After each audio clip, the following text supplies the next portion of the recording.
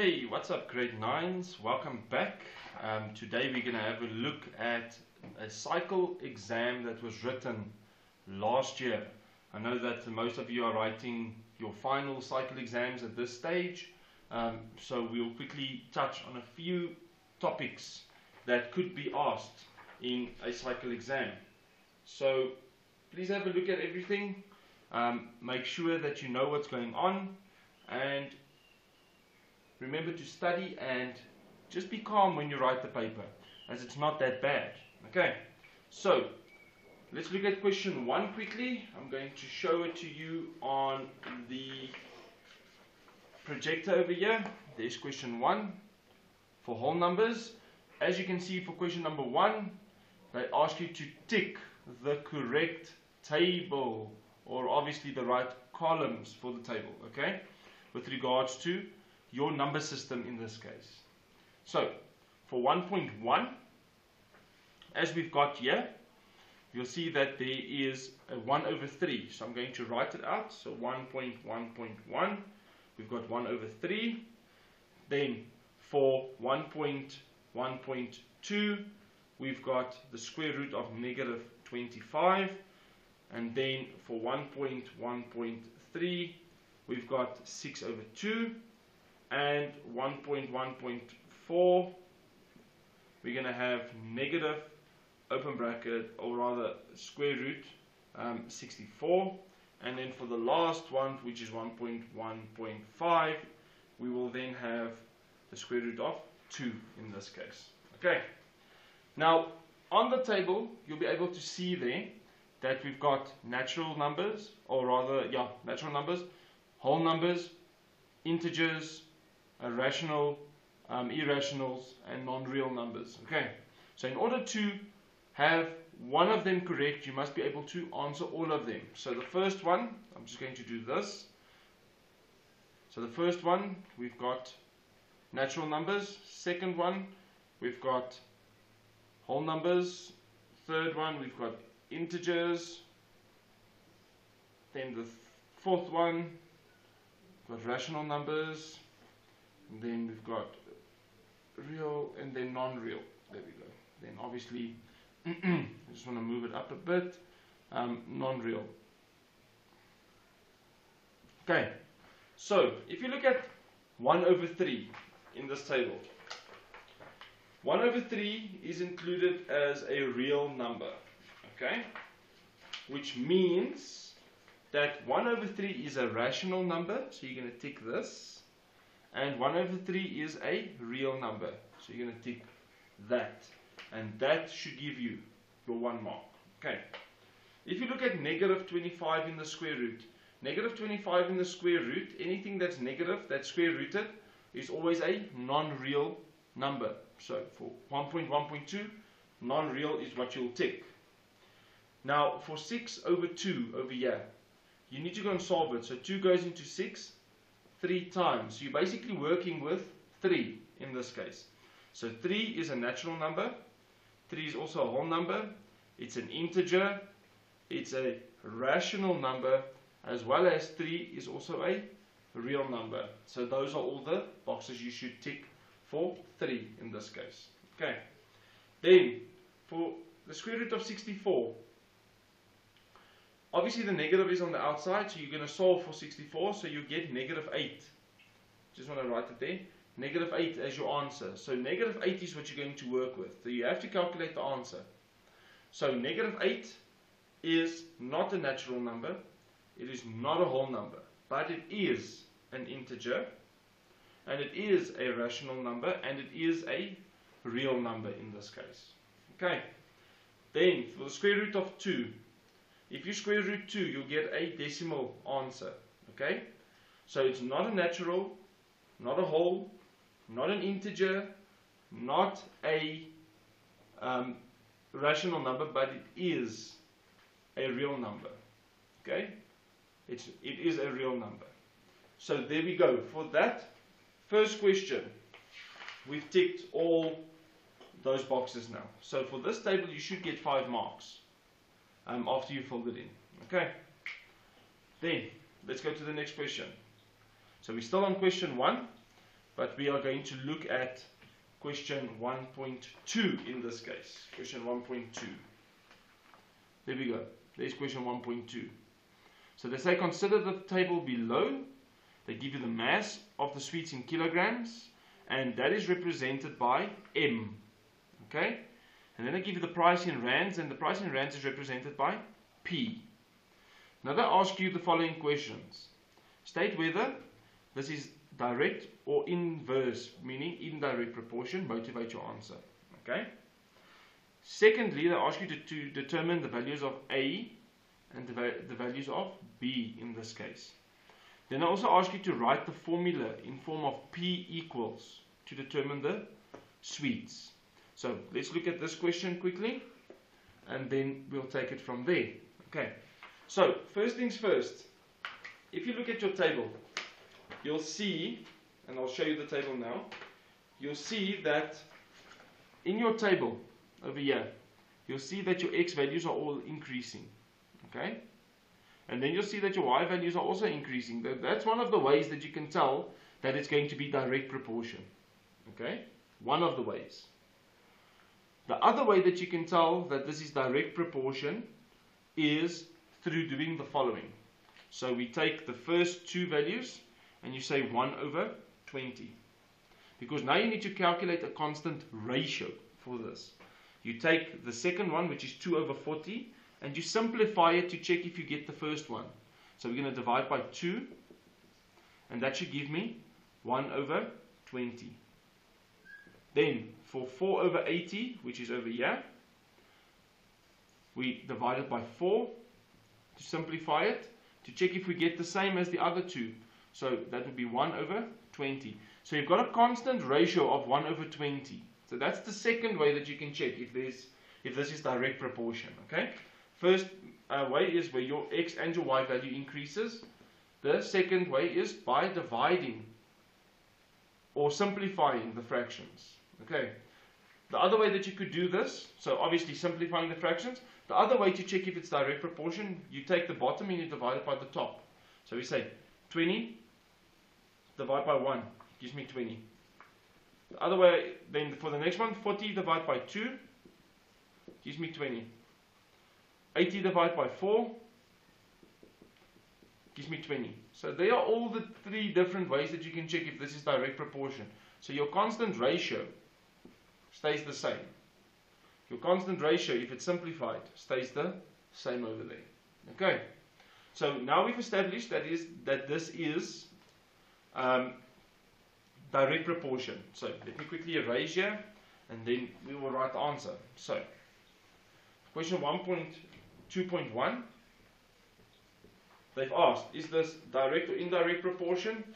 And now you obviously need to motivate your answer. Okay. So the first thing you're going to write is that this is direct proportion.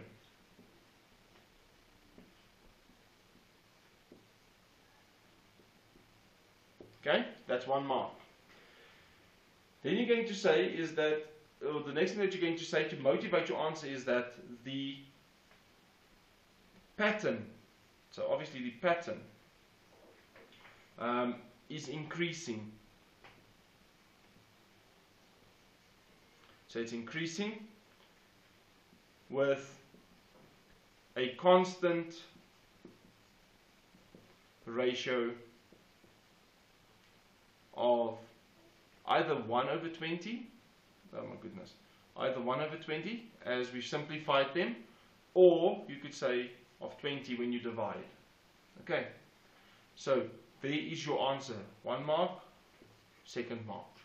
Okay, then for question 1.2, they ask you to determine the values of A and the values of B.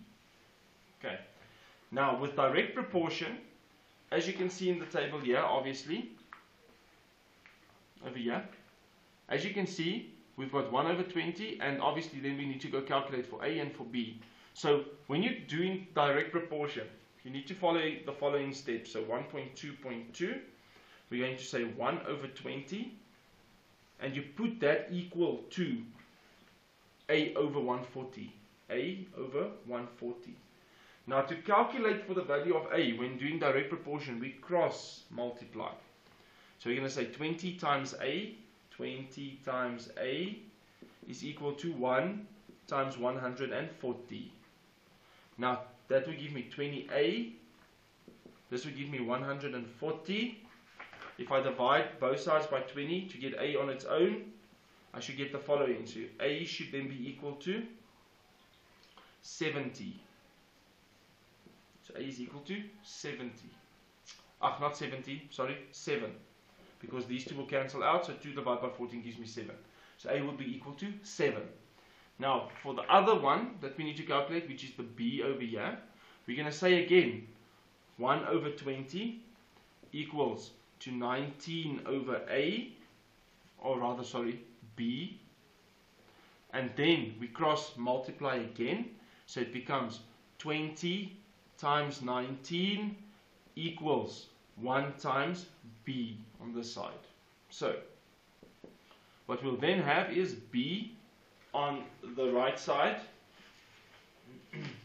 and then when we calculate it on the left, we will have 380. So b is equal to 380. Okay, that's how you calculate the missing values in that table. Then 1.2.3 asks me, write a formula in the form of P equals to determine the price of the sweets.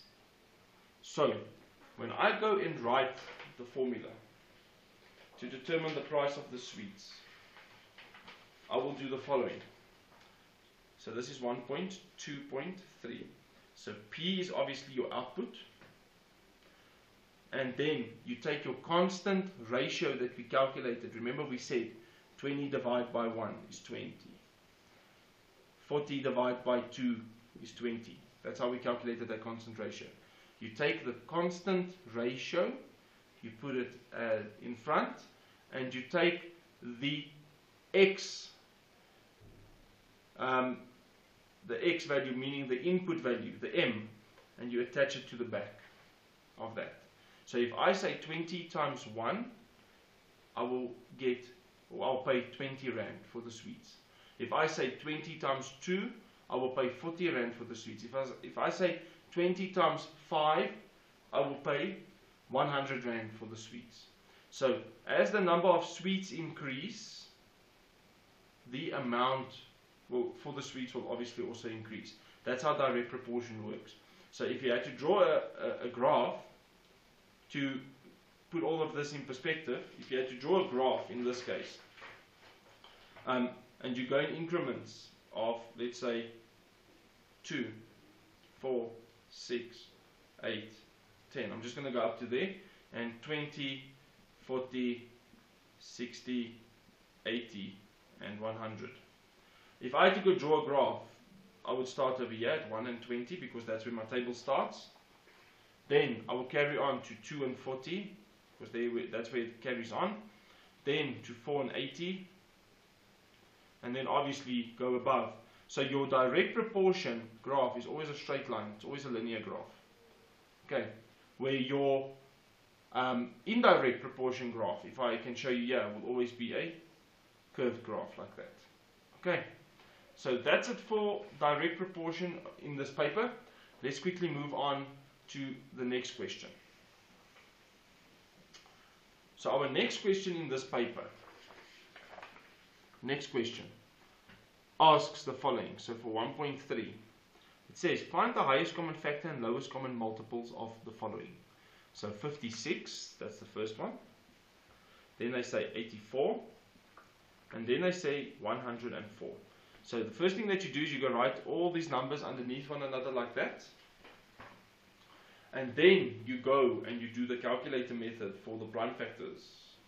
So calculator method, 56 equals shift factorize. And that would give you 56 would have 2 cubed times 7.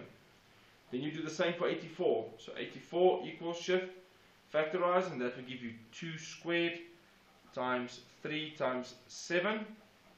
And then you'll do 104 equals shift factorize, and that will give you 2 cubed times 13. So in this paper, this specific paper, we marked all three of these. Okay? In other papers, they might do this on the memo, and they'll say give 1 mark. So it's up to you. Make sure that you get this right. Then for the LCM, you need to understand that you include the ones that come forth in all the sequences as well as the ones that do not.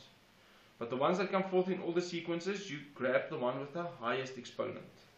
So in this case, it will be 2 cubed times 3, which is on its own, times 7 times 13. So when we put all of that in the calculator, times 3 times 7 times 13, you should get 2,184 for your LCM. The highest common factor only includes the numbers that fall all together in the sequences over here. So all of them that appear. But the one with the lowest exponential value. So 7 doesn't appear in all three of them. 3 also not. 13 as well not. So 2 squared, and that will be equal to 4. So your highest common factor is 4 in this case for that question. Okay. Over here is a rate question. A rate question. So it says, it takes 84 seconds to cut a log into 4 pieces. At the same rate, how long will it take to cut a similar log into 5 pieces? Now you must understand, if you cut a log into 4 pieces, you're going to make 3 cuts with the saw. If you cut it into 5 pieces, you're going to make 4 cuts with the saw. Okay, so let's jump into this question. The first thing that you're going to have to do, the very first thing, is you're going to have to take 84 seconds, and this is for question 1.4, and you're going to have to divide that by 4. Okay? So if you take 84, sorry, not 4, you're going to have to divide it by 3, because it would be the number of cuts that you make. You want 4 pieces, but you're going to make 3 cuts to get 4 pieces. So you take the 84 and you divide that by 3, and that should give you 28 seconds. Now this would be 28 seconds per cut. Okay? Then they wanted to know how long will it take to make, or to get 5 pieces. So to get 5 pieces, you're going to say 28 seconds per cut multiplied by 4 cuts. So 28 seconds multiplied by 4 cuts, and that would give you 112 seconds that you will spend on cutting the log into 5 pieces.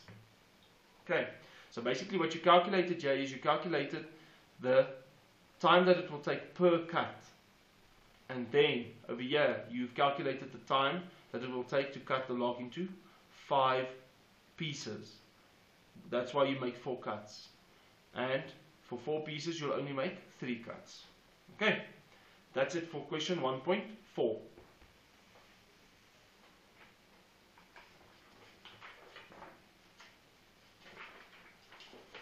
Question 1.5.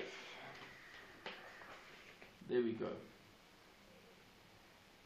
So question 1.5 says, Mike takes out a hire purchase loan of 20,000 Rand from the bank in order to purchase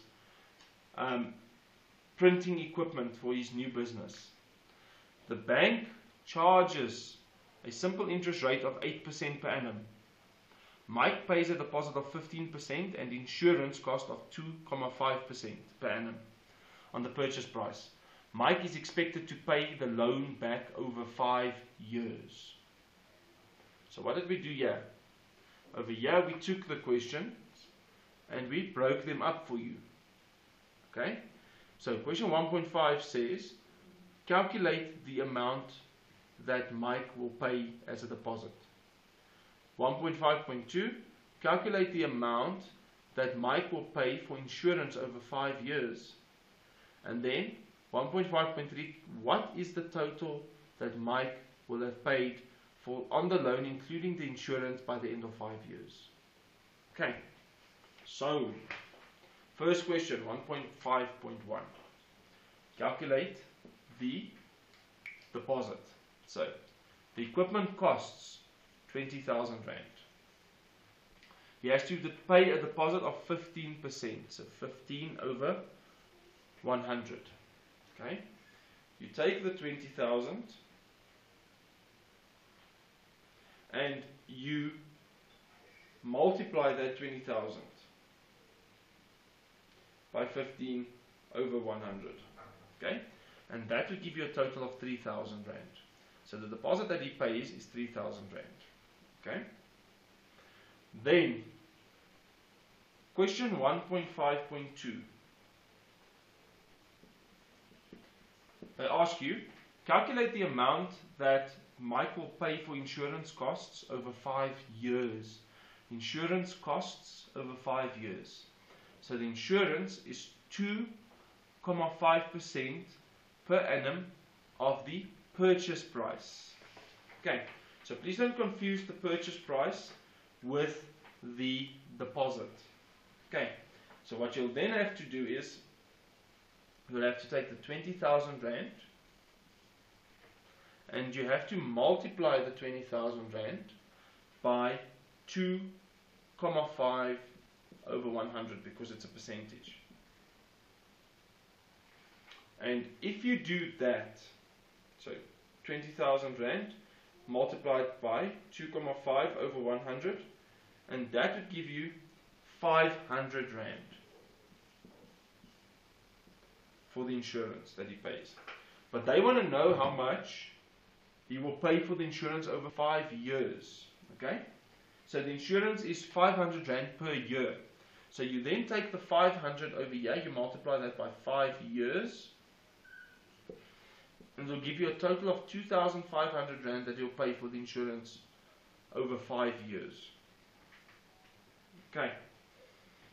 Then, question 1.5.3. 1.5.3 asks you, what is the total amount that Mike will pay or will have paid for the loan, including the insurance, over 5 years? Okay. What is the total amount that he will pay for this loan, including the insurance? So, simple interest formula. Okay. We then put in 17,000 Rand because you need to subtract the 3,000 from the cost price. So 17,000. 1 plus the interest rate was 8%. So 8 over 100 times 5. Okay? If you calculate that, you will get 23,800 Rand. Okay? So his total payments would then be 23,000 Rand plus the 23,800. What am I doing? Plus the deposit of 3,000 that is already paid, plus the insurance, which is 2,500 Rand. And if you add all of that together, in total for that equipment he's going to pay 29,300 Rand.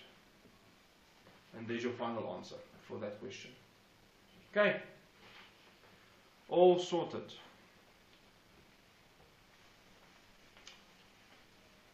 Our next question, question 1.6.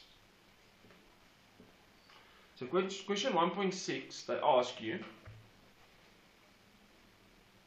at what rate of compound interest will the value of an investment double in 8 years?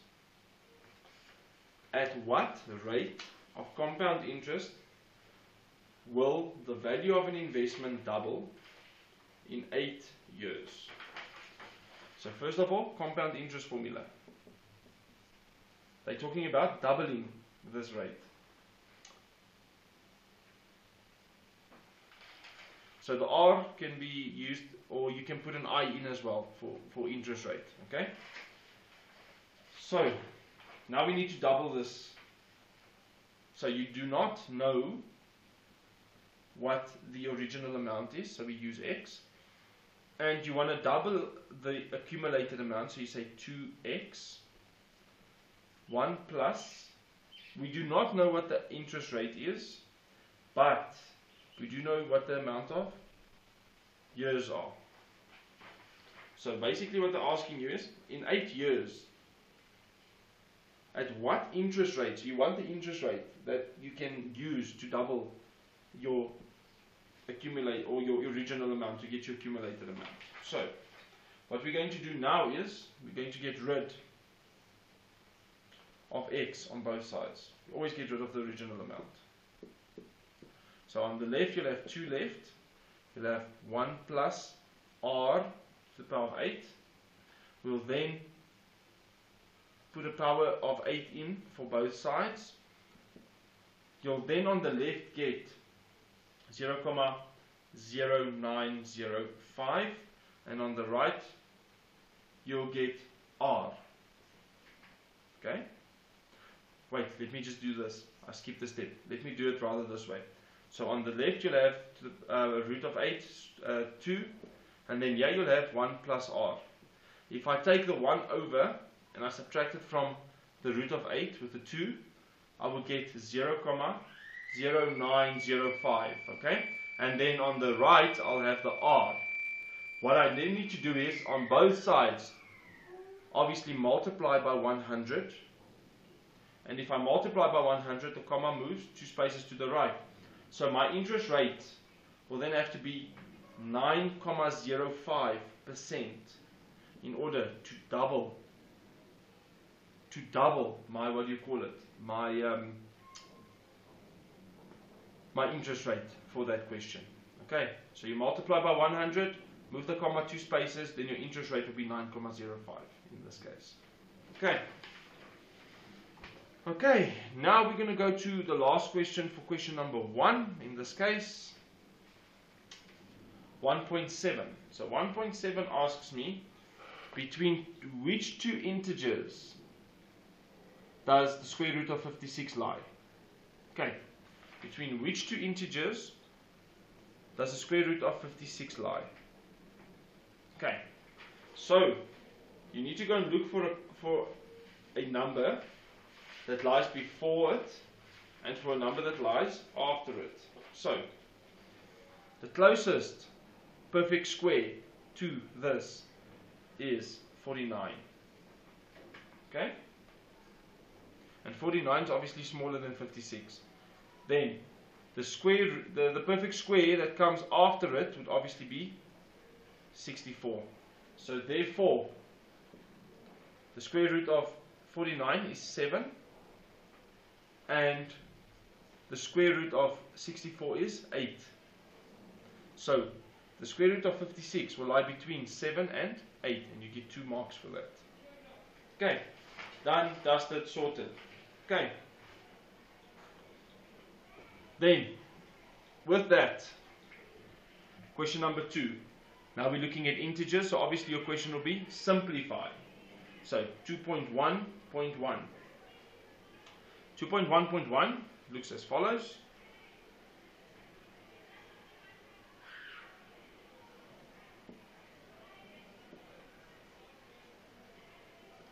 Okay, always work from the inside out. Always work from the inside out. So, what do I mean by that? Leave the big cube root. The cube root of 27 is 3. A negative times a negative is always a positive. The square root of 25 is 8. You need to add this together first. So, we leave the cube root. 3 plus 5, is 8.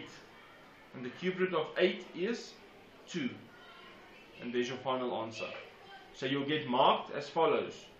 1, 2, 3, 4 in this question. Okay, make sure you do all your steps.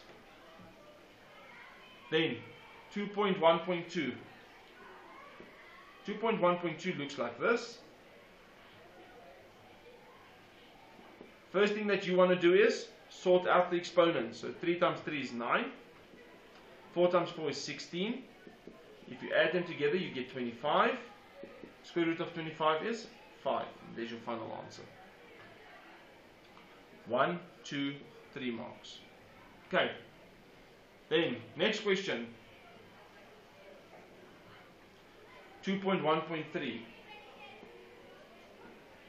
Looks like this. So negative 3 cubed times the square root of 9 plus 16 plus negative 3 times 2 cubed over negative 2 minus 6.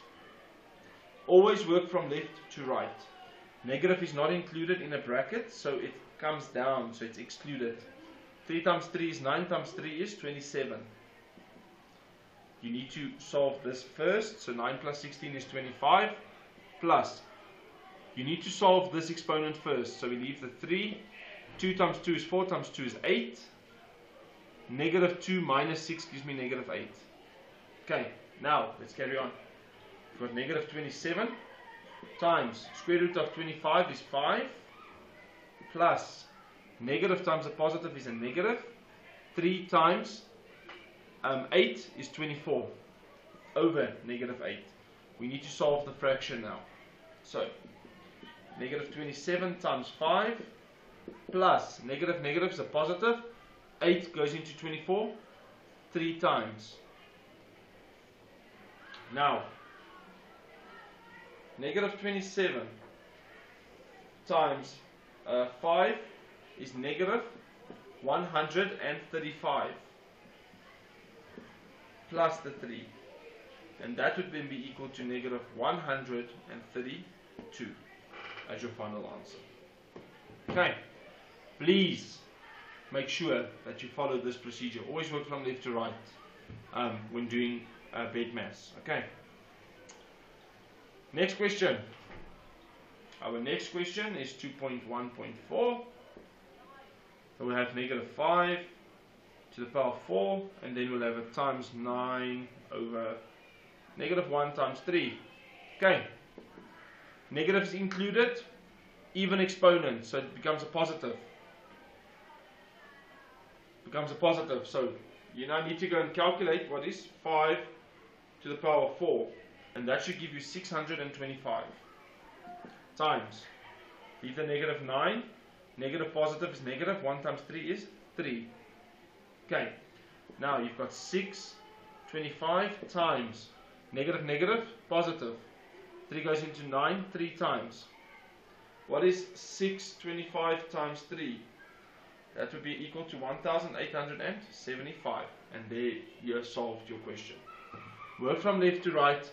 Do brackets, exponents first before attempting the other question or the other parts of the question. Then, question 2.1.5 looks like this.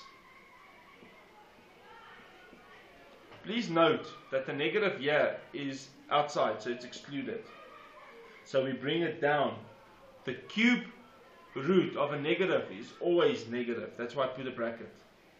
The cube root of 125 will always be 5.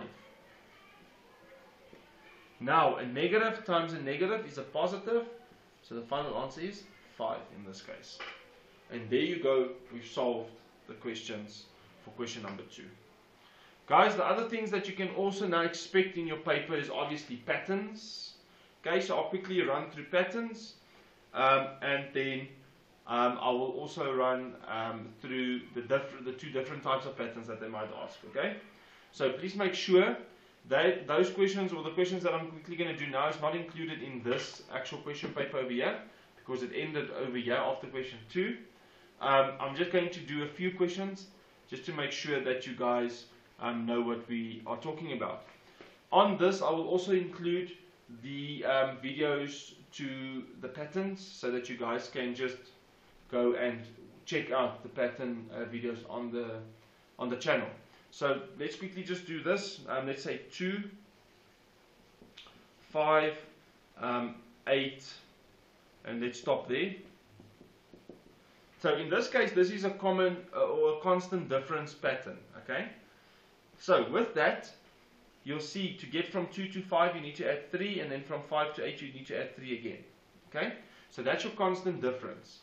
something that you need to keep in mind is that your constant difference formula is standard. Tn equals Bn plus C. Okay? Where B is your constant difference, N is your input, C is your constant overall, in general, and Tn is your output. So, if you look at the what do you call it here, the sequence, this is position 1, position 2, position 3. The positions are always your inputs, and the values of the positions are always your outputs. Okay, so basically this is Y and this is X in that case, if you understand what I'm trying to say. So with that, we now need to go and calculate the one thing that they will always ask you, and that's the general rule. Okay, so to calculate the general rule, we need to follow the following steps. So we are going to use the first position and the value of the first position. So the 2 we're going to substitute where Tn is. B would obviously be the constant difference, which is 3. And then X is your position, which is 1. Plus C. That's how we will calculate it now. So we leave the 2. We say 3 times 1 is 3. Plus C. Carry the 3 over. So we'll say 2 minus 3 equals C. 2 minus 3 is negative 1. So C is equal to negative 1. So therefore, when I go write the general rule, it will be Tn equals 3n minus 1. And that's your general rule. Okay? You don't write the input and the outputs again. You don't do that. You just write the constant difference and the constant down. Then the second question that they'll probably ask you is to write the next 3 terms. Okay? So if I add 3 here, it will be 11. If I add 3 there, it will be 14. If I add 3 again, it will be 17. So there's the next 3 terms. That's what they would most likely ask you. Then the third most likely question that they will ask you is to write your rule in words. So when you write your rule in words, please don't look at this general rule here. This is used for algebraic calculations only. So when you write your rule in words, you use your constant difference over there. Okay, your constant difference, which you will then say start at 2, because you started at 2, the sequence starts at 2, and add 3 to get the next number in sequence. Okay, so you start at 2 and you add 3 to get the next number in sequence. This is 2 marks, so make sure that you do this. Then the next question that they'll ask you is probably to calculate a position, the value of a certain position. So if we do that, we do the following. So you take this rule over here that you've calculated. I just want to erase all of this. So you take the rule that you've calculated, the general rule, and let's say they ask you to calculate the 10th position. So you'll say T10 is equal to 3. Whatever you put in here, you need to put where your input is as well. Minus 1. So 3 times 10 is 30. Minus 1. So 30 minus 1 is 29. So my 10th position is therefore 29. That's the value of that 10th position.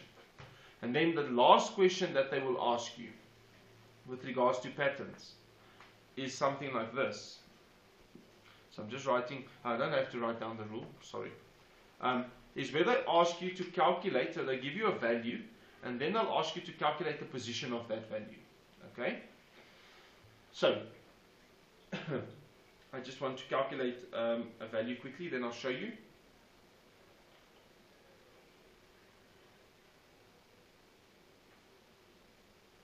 So, let's say they ask you to calculate for 35. So in which position does 35 come forth in? So what we then do is, 35 is obviously your value of your position, so it's your output. So you say 35 equals 3n minus 1, because you want to calculate the input value, which is n. You want n's value. So we throw the 1 over, so it becomes 35 plus 1 equals 3n. This becomes 36 equals 3n. Divide both sides by 3. So therefore, n is equal to 12 in this case. Okay, so your position is 12, and the value of the 12th position is 35 in this case. Okay, now this is constant ratio, constant difference. Now let's quickly look at constant ratio. So this is constant difference. We need to look at constant ratio now, and this is also wasn't in the paper now, but it will for sure be in your what do you call it, in your final cycle test. So let's look at this for instance. Let's go 3, 9, 27 for instance. Okay. Okay. So this is the first position. So position 1, position 2, position number 3 in this case. Okay. Now the constant ratio between these things are as follows. To get from 3 to 9, I had to multiply by 3. From 3 to 9, from 9 to 27, I had to multiply by 3 again, and obviously it will carry on like that. Now to write your general rule for the pattern sequence here is as follows. So you'll have Tn, then the first part of your rule will be the first term, the value of the first term, which is 3, multiplied by the constant ratio.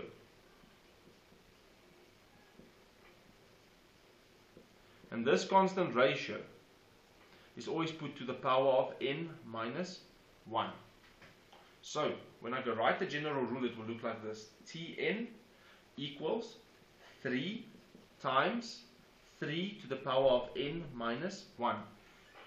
Value of first position, constant ratio. Okay, so now the questions that you'll be asked here is the same as the others that were asked for constant difference, but I'm only going to touch on 2 questions quickly because obviously everything else stays the same.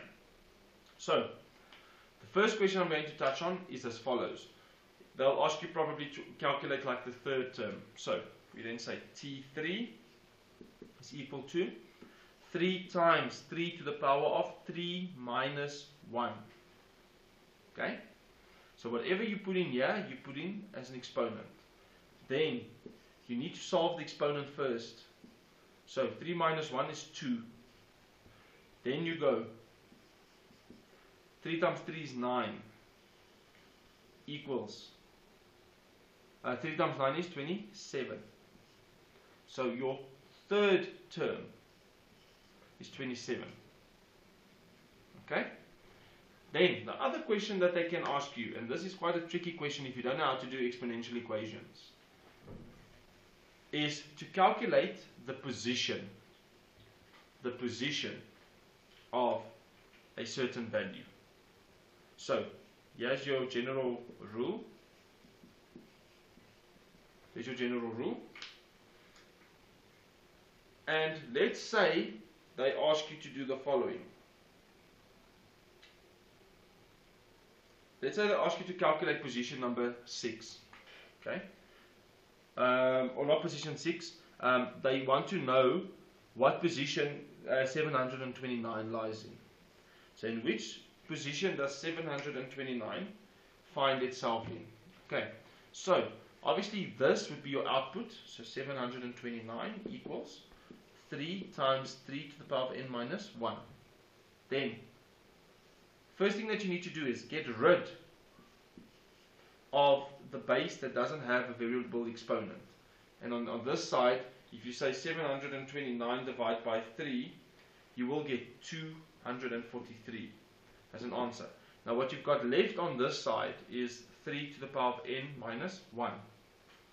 Now, the same as exponential equations, you want to get the bases the same on both sides. So if there's a 3, you want the 3 on this side.